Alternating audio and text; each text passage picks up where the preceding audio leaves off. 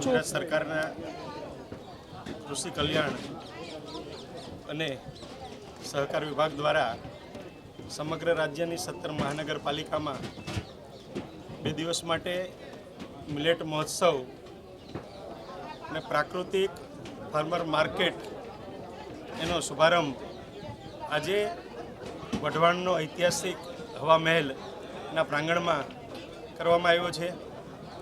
આ જિલ્લાભરના ખેડૂતો પ્રાકૃતિક ખેતી દ્વારા જે કંઈ પાકો કે એમની જણસીઓ છે એને અલગ અલગ સ્ટોલના માધ્યમથી લોકો માટે એમને જે જરૂરિયાત પ્રમાણે લઈ શકે એ માટેનું સરસ મજાનું આયોજન પણ થયું છે।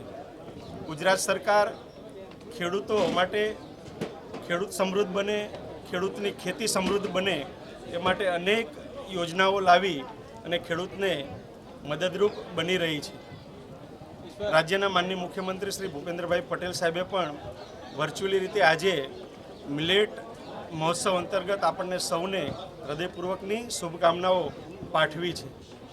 મિત્રો, મિલેટ્સ એટલે કે જાડા ધાન્યો, જે બાજરી હોય, જુવાર હોય, રાગી હોય, કાંગ હોય કે આપણે ફરાળમાં ઉપયોગ કરી શકતા એવો મુરૈયો હોય, આ જે જાડા ધાન્યો છે એ બધા મિલેટ્સની અંદર આવે છે।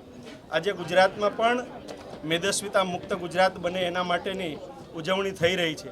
આજે જ્યારે હૃદય રોગનું પ્રમાણ વધી રહ્યું હોય, ડાયાબિટીસનું પ્રમાણ વધી રહ્યું હોય, ત્યારે ઘઉંનો ત્યાગ કરીને લોકો જાડા ધાન્યનો જો ઉપયોગ કરે તો આ પ્રકારના રોગોથી બચી શકાતું હોય છે। એ માટે લોકોમાં અવેરનેસ લાવવા માટે આ શ્રી મિલેટ મહોત્સવ કે શ્રી અન્નની લોકોને જાણકારી થાય એ માટેનો આ કાર્યક્રમ સરસ રીતે આ ઝાલાવાડને આંગણે સંપન્ન બન્યો છે।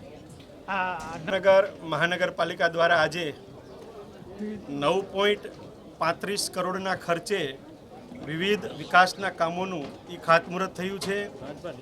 સાથે સાથે 4 કરોડ 24 લાખના ખર્ચે જે દૂધરેજ જે તળાવ છે એને બ્યુટિફિકેશન કરી એનું પણ લોકાર્પણ આજે કરવામાં આવ્યું છે।